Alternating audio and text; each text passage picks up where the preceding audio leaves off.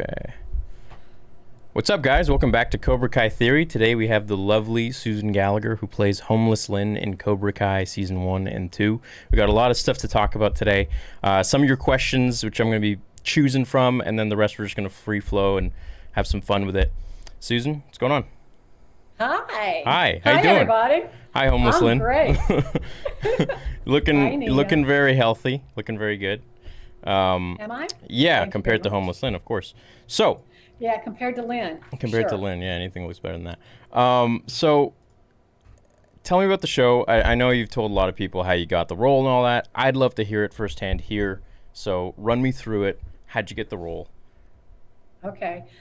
There is a site online called actorsaccess.com, and it's part of the breakdown services, which is where all of the work comes from online, right? Right. Out of Los Angeles. So I looked at this role, and it was the Cobra Kai, the Karate Kid, and I thought, oh my gosh, that could be really something special. Right. And then I looked immediately to see who the casting director was, because I saw it shot in Atlanta, and the casting director did not know me, because none of my agents would have submitted me for Lynn, the homeless woman. Right. So it's a self-submission site. So I said, well, I'm going to go ahead and submit myself, because I love to play character roles, and the Karate Kid is huge, and why not? So I submitted myself. They requested a taped audition, and I went to a studio in Asheville, actually, where Hannah Keppel, at her agency, they take me because they're just wonderful people in Asheville, North Carolina. So I went to Hannah's studio, and they put me on tape, and I dressed in full character. I wore a bunch of some of my husband's big oversized like sweats and sweatshirt, and I messed up my hair, and I put like dark underneath my eyes and whited out my lips, and I looked like a straight up drug addict. Right. That's kind of what I was going for.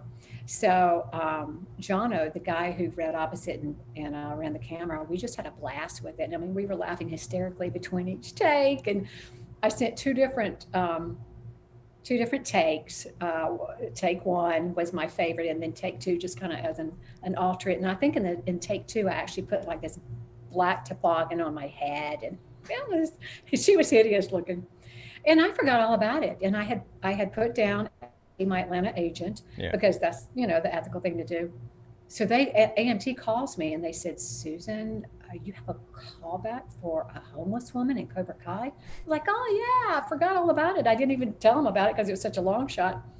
And they thought they had messed up. But anyway, I was like, oh man, I gotta meet these guys, the big three. Because I had researched them, and I thought, oh my gosh, this is Harold and Kumar. Yeah. And then you've got the Hot Tub Time Machine. This is gold. Yeah. And then you've got the three stars. You've got Ralph, Billy, and Marty. Yeah. I'm like, okay, this is kind of the perfect storm. Yeah. So my husband's like, well, you got to go in full character. So I did. I walked in the room, and the big three are sitting there, and I am in all my glory and look horrible. And, here are these really cute guys, and I was just like, just focus. Don't engage. Don't be too friendly. And I did my thing, and I stayed in character, and I think I even threw something at the reader, because I wanted to put kind of some physical stuff into her. And I had one of those little wrappers from the bakery, and I threw it at her feet. And I said, finish up and then beat it. This is my mart. You ain't hustling no coin at my mart. Because Lynn thought that Johnny was homeless, right? And yeah. he's like, I'm not homeless. That's my car. Yeah, this is my turf. Get out of here. Yeah, exactly. Yeah. And so I had thought that John liked what I was doing, and Josh and Hayden were harder to read. But when I was walking out, Hayden looked at me, and he said, well, we got to do something about those teeth. And I said, bring it. Too white. And so I got the part. Too perfect. Yeah. I got the part. And they paint each one of my teeth brown individually, and then they go back with dark brown in between them. So they're straight up rotten. That taste weird? It's hideous. I mean, I'm hideous, but it's hilarious. It worked. I mean, you're supposed to be like a meth addict or something like that. So I got some Breaking Bad vibes in there. Yeah. A place I sometimes theorize on is regarding Homeless Lynn. I think like a lot of people think she's funny and quirky and all this stuff, but I think there's actually a lot of real importance to the plot when it comes to Homeless Lynn, because she's kind of the eyes and ears of. I'm loving this. Go ahead. You haven't heard this one? I haven't made a video on this yet. Okay, so No, I'm liking it. right. So my idea is that, okay, so Homeless Lynn is kind of like, she's like the eyes and ears of everything that's going on. She knows, she saw the deal go down with John Kreese and the landlords of Carrion, and she knows everything that's, but something else. So she could, feed a lot of stuff into Johnny and all that, if he comes around or whatever. I also saw a comment that someone said she could even find his phone, because she's homeless, she's wandering around. She could find his phone in the sand somewhere and maybe bring it back to him or sell it or whatever. But another thing, and I saw someone write this too, there are two people that are homeless, and a lot of people forget. John Kreese, right? So Right. you both are homeless, so maybe you guys have been at the homeless shelter together, maybe there's some history there. And in season 2, when you do that cat call to Johnny, there's that part where Marty turns around, but he doesn't really say anything. And it's like he notices you, but he just like kind of goes the other way. So I'm thinking like maybe there's some sort of history that maybe John Kreese knows Lynn. I don't know. It could be a little something they could create. It certainly is. Yeah. It certainly is. Something a little fun there. I'll tell you this. When Kreese walks by Lynn after I'd already done the cat call, and he walks by Lynn, he says to me, and I still to this day don't know if the camera even picked it up, but he looks at me, and I'm still sitting on the curb, and he says, "If he won't take you home, I will." But like a deleted scene? No, it was improv on his part, and I don't know if the cameras caught it or not. I think we had already cut, and he was just still in character, and he threw that out. And so I don't know if the big three even heard it. They've got on headsets, and they're inside watching the monitor. Yeah. So we're all out there, just us with the camera guy and the first AD. But I thought that was really quick on the fly of Marty Kove. That's so cool. I didn't know that. I know. I don't even know if John and them heard it, but he did. He walked by and he said, "If he won't take you home, I will." Okay. Isn't that fun? Okay, maybe there's a little something there. We could build a story on that. Yeah, that'd be cool. I mean, that was all Marty. Well, of course he improv that. It was not in the script at all. Right, sure. Yeah, I'm trying to, because I'm going silent because I'm trying to remember. I'm like, did I forget that scene? I'm like, I don't remember that scene, because I just remember him turning around saying nothing, and then just moving on. Okay, that's neat. But yeah, I mean, a little tidbit. I was thinking, that's cool. Thank you for sharing that. I was thinking, I mean, there's lots of stuff they could put in there for Lynn, like where she's just seeing everything that's going down and kind of sees things that people don't maybe know about. Like, for example, maybe she saw John Kreese get picked up in a Rolls Royce by, a certain somebody named Mr. Silver, which is a possibility, you never know. Now, I don't want to talk just about Cobra Kai because I know you've got an extensive list of everything that you've done. Would you like to share some of the other projects that you've been a part of? Sure. And listen, I could talk about Cobra Kai all day long. Absolutely, we will. Yeah, no, I just want people to know that you're not just like a one face. Just for the record. Yeah, you've done a ton of things. Right. Yeah. Right. Well, I mean, right now I'm in Atlanta. I've been in Atlanta off and on for a couple of weeks going through COVID testing, and I booked a very exciting project that I cannot wait to share with everybody. Super secret squirrel stuff right now under NDA, but I work again tomorrow, and I'm just so excited about it, and I think that everybody will get a big kick out of this character. So I'm grateful for that. I worked on the first project that I worked on since COVID was like last month. I flew to New Orleans. It's the first time that I had been on an airplane, and I'm working on a film called 22 The Unforgotten Soldier by Sam Medina. If you IMDb him, he's been in a lot of big movies, and he, he's actually a third-degree black belt, and he's always the bad guy, and he's a great stunt guy, but he's also a very talented actor and director and writer.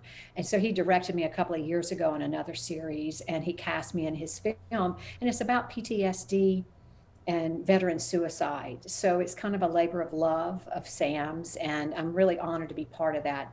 So we're shooting in New Orleans, that's where he's based, and then we're going to be shooting in Las Vegas in a few weeks. So that was the first time that I had traveled in months and months. So, I feel like the drought is ending, or at least for me.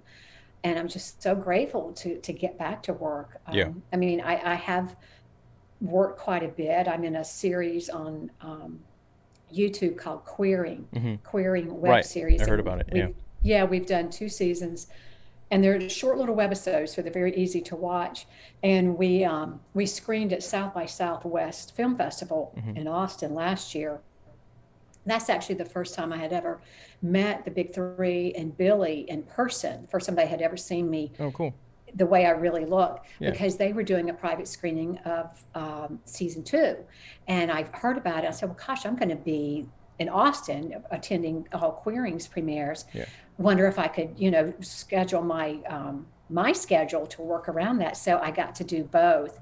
So it was just a wonderful experience. In Queering, I play a retired dentist who is recently divorced, and she's coming out as bisexual. Okay. And you don't have to be gay or lesbian to like the show. Right. It is so well done, so well written, and it's funny.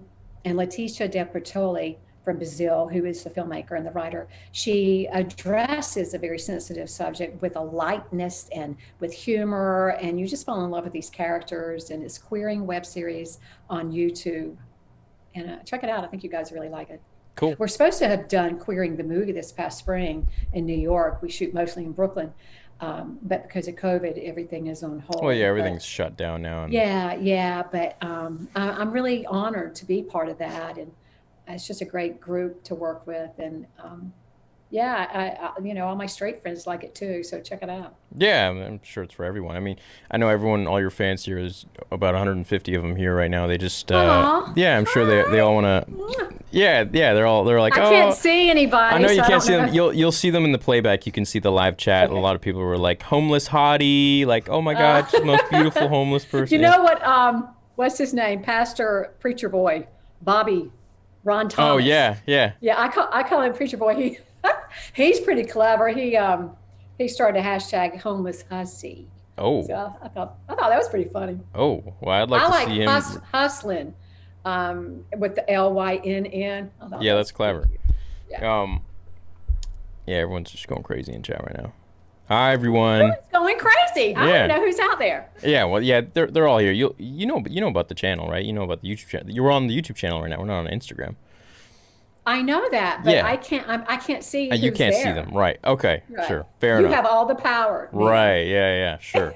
Well, are they your fans or are they my fans? They're your or? fans. These are your fans. Yeah. Okay. It's just Because your I saw interview. some of the questions earlier on your YouTube channel, and I didn't know a lot of those people. So I thought, I get to meet some new people. Oh, I'm sure you got so many fans. You don't know all their names. So too yes, I do. too many people. Maybe. I don't. Yeah. So regarding, well, obviously we know COVID's done. So if you can talk about the fact that you're on season 3. You have a little part. You can mention that. Yes. All right. So she is in season 3, Yes. guys. So I'm excited to see where she's gonna go from there. Yay! With working with Billy. Fingers crossed they write me in for season 4, right? Right, and we know Season that's 4. filming now too, so. Fingers crossed. Well, not filming, but they got the green light No, for they're it. writing. Yeah, right. Yeah. They're writing for it, so. Oh, yeah. I would love for them to write. Yes. Homeless Lynn is maybe like turns into like a Cobra Kai student herself, which would be kind of fun. Is that what you would like? Yeah, I'd like that. Yeah, I mean, it'd And be all cool. cleaned up? Yeah, all cleaned up. But then you wouldn't have a homeless Lynn. If Well, she gets all cleaned up. Well, then maybe there's not a homeless she's all. Lynn. Well, maybe she doesn't have to be all cleaned up. Maybe she can be, still homeless Lynn, but she's taking karate. Okay. All right. Well, I mean, she is was his employee. He tried to hire her to hold the sign up. Right. Yeah, and Right, right. she sort of failed and then ate the burrito, but that's fine. But and she needed the sign for her roof of her house, Nia. Oh, right. Yeah, absolutely. I Yeah, forgot. yeah, Yeah. yeah. Yeah. She Yeah. needed Right. A little shade. Everybody needs a little shade. Yeah, over the right? cart for sure. For her cart. Yeah. I would love to hear what it was like working with Billy. And did you? I know you didn't have any scenes with Ralph, but did you get to see him on set at all? Say hi. I saw him like during lunch or that kind of thing, but Yeah. no, I officially met him at the season 3 wrap party. Oh, Yeah. And he's just, I mean, a very, very nice guy, very right, nice man. right. Yeah. Oh, But no, I have not worked with him at all. It's Billy. oh, I lost you for a second there. There we go. Now you're back. Can you hear me? Yep, I can hear Okay. you.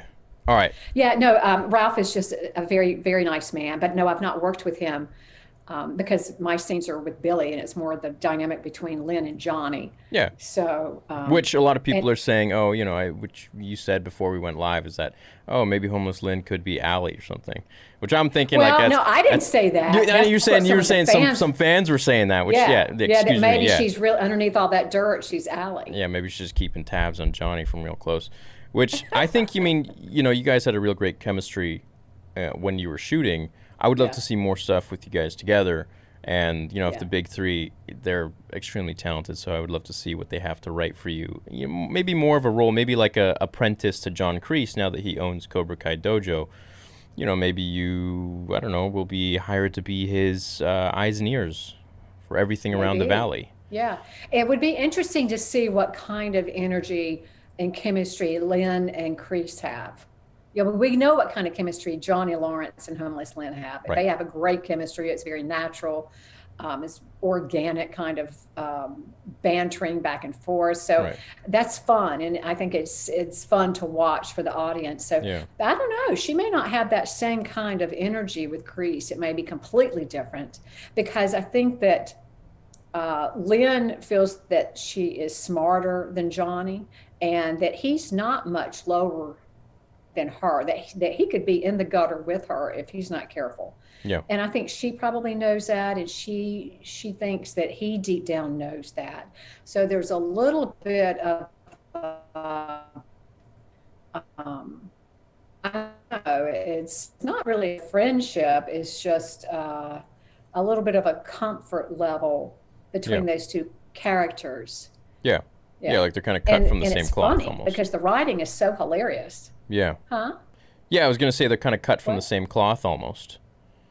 Right? I Because think so. yeah. Maybe. yeah. Was there anything Except she's smarter than he is. Right, exactly. So, was there Or any she thinks she is. that I probably can't say, but was there anything written with a backstory with Lynn? Do we know why she's homeless, where she came from? Was she maybe, I don't know, like a vet like him, or is there any sort of story there that you can share? Or?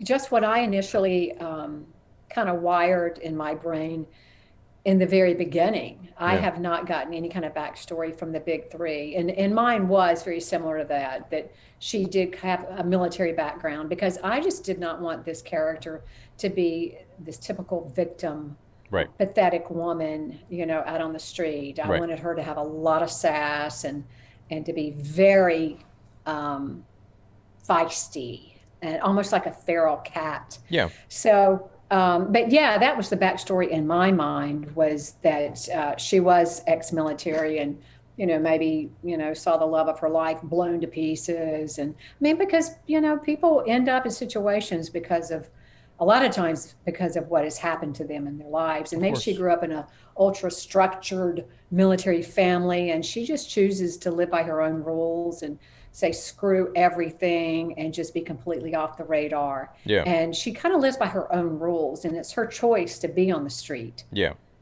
So she's nobody's fool. And, No. you know, maybe she had some injuries and pain of her own and got on pain pills, and, you know, that leads to more drug abuse. And, you know, she just ended up making a decision to live on the street, and that's the way she likes it.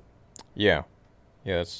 I feel like there could even be maybe a little Breaking Bad crossover, maybe with some blue meth or something like that. which would be kinda Yeah, fun. yeah. Did you ever see the fan art that Adelson High's art?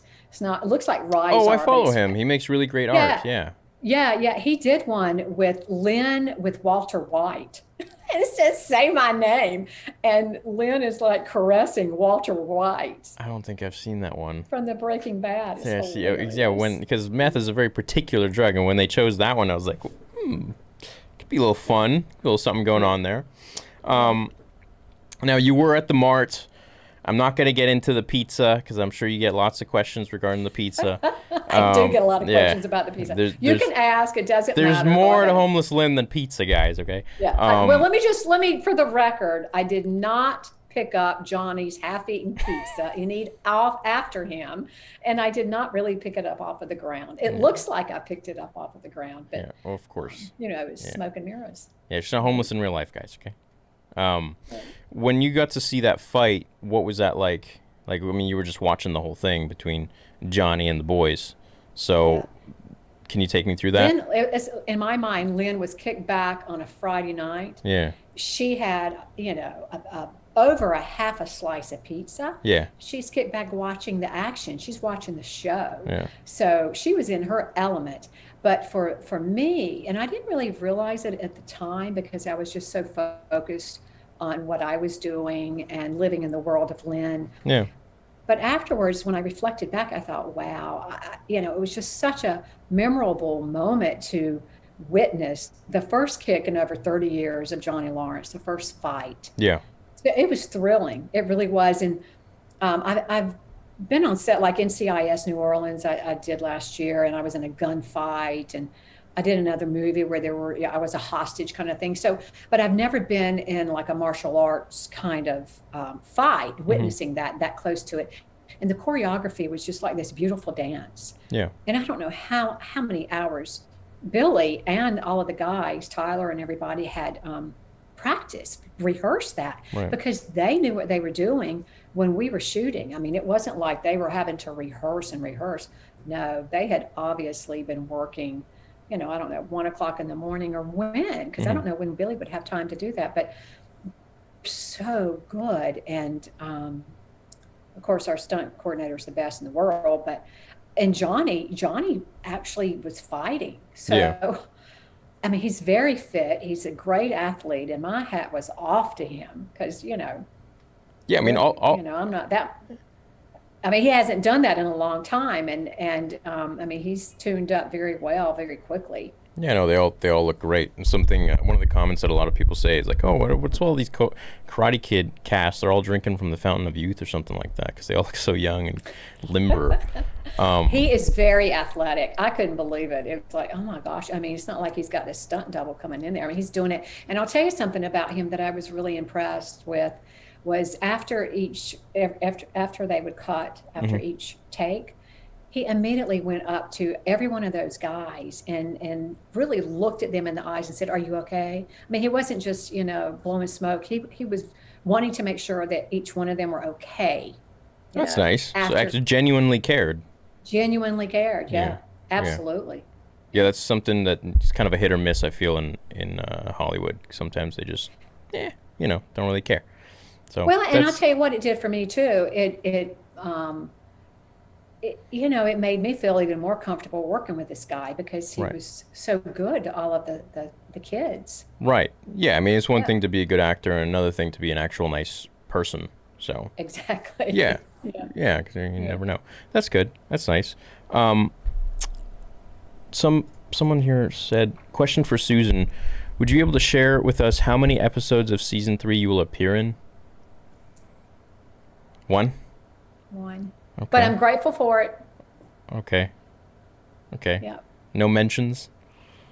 No possible mentions later on? Like no one mentions like, oh, Homeless Lynn told me this. I don't know. I don't know. I don't have any idea. Oh, well, maybe season 4 we'll see more of you at least. Hopefully. Hopefully they take my theory and run with it. Now, were you a Karate Kid fan at all before this? I mean, I know you said you saw it, but were you like have you seen all 3? Like, how'd you feel when you got the role? I had seen all 3, but it was so long ago. And I mean, everybody knew who the Karate Kid was. Of course. But I wasn't like this die-hard fan. But yeah, I was a fan. It was kind of a no-brainer. Everybody was a fan of that show. So that's what I was saying earlier is when I saw it on the breakdown, I thought, wow, Karate Kid, they're bringing that back. So, I mean, I didn't realize how big a fan base that Ralph and Billy had kept all these years.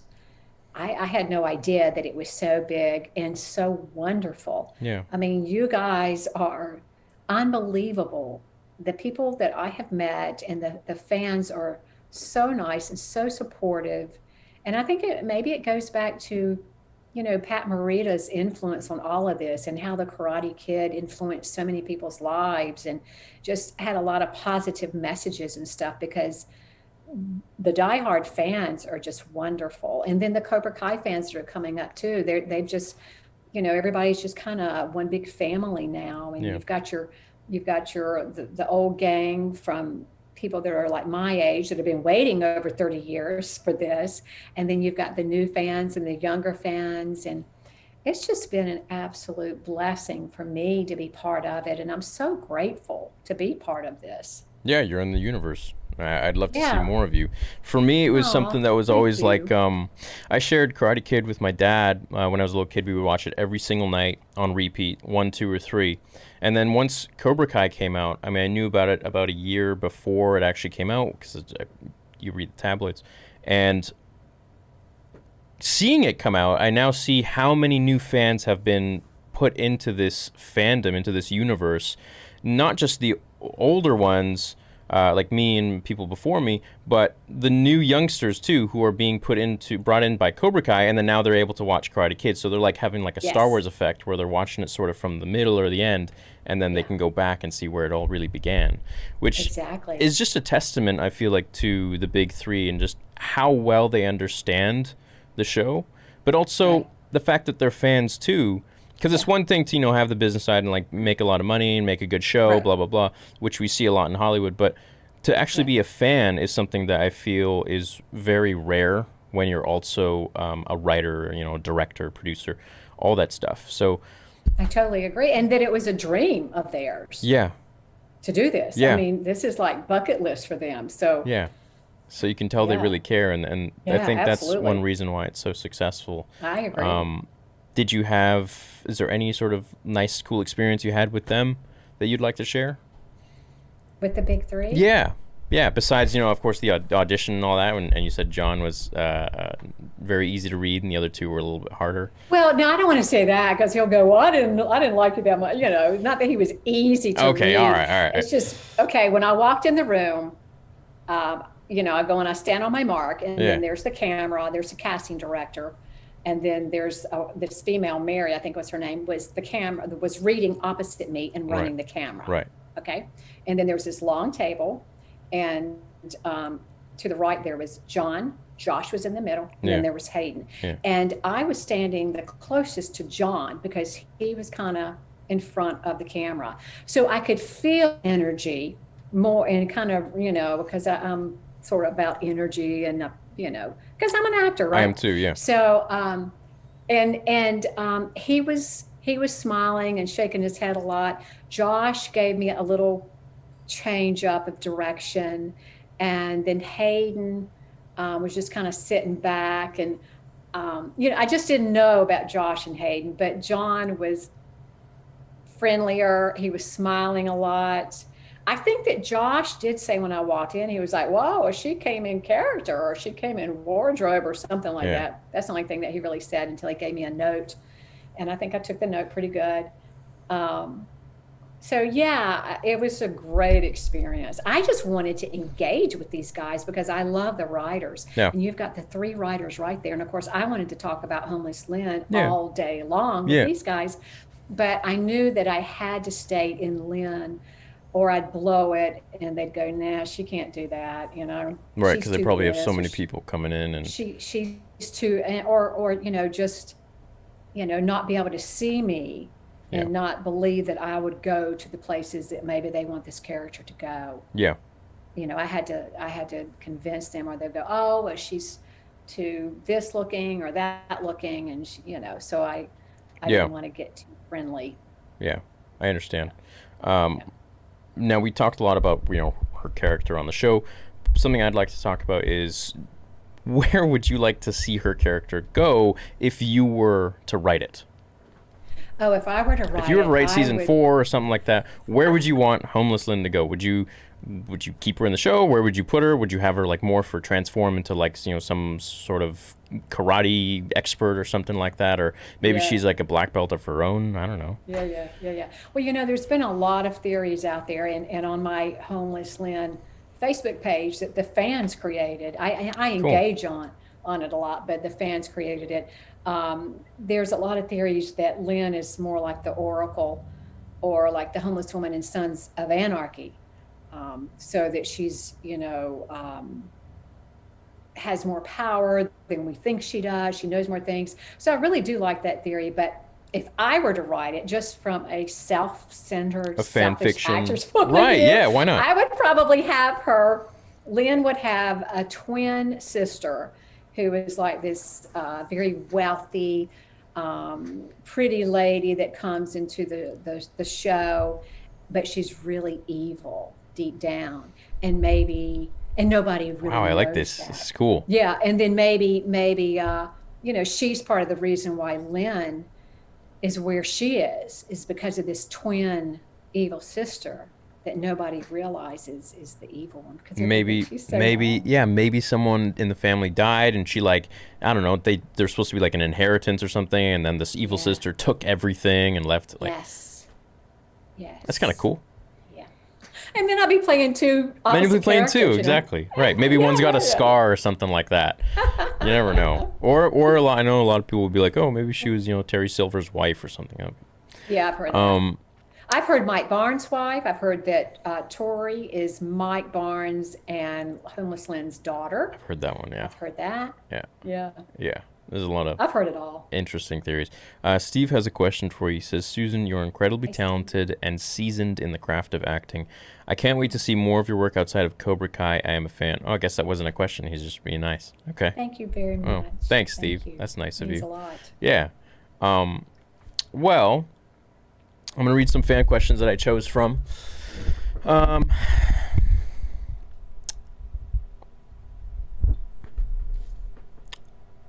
What did you think about the idea of Cobra Kai coming back? Because we've seen a lot of rehashes of shows and movies. Did you think this was going to be something that was just... Did you expect it to get the reaction that it got? You know, and initially, I wasn't quite sure, but I did my research. Yeah. And I read and I researched the big three. Yeah. And then I read that Billy, Marty, and Ralph were all three signed on. So I thought, this is legit. This is the real deal. Right. So, your initial thought is, oh, wow, that would be cool.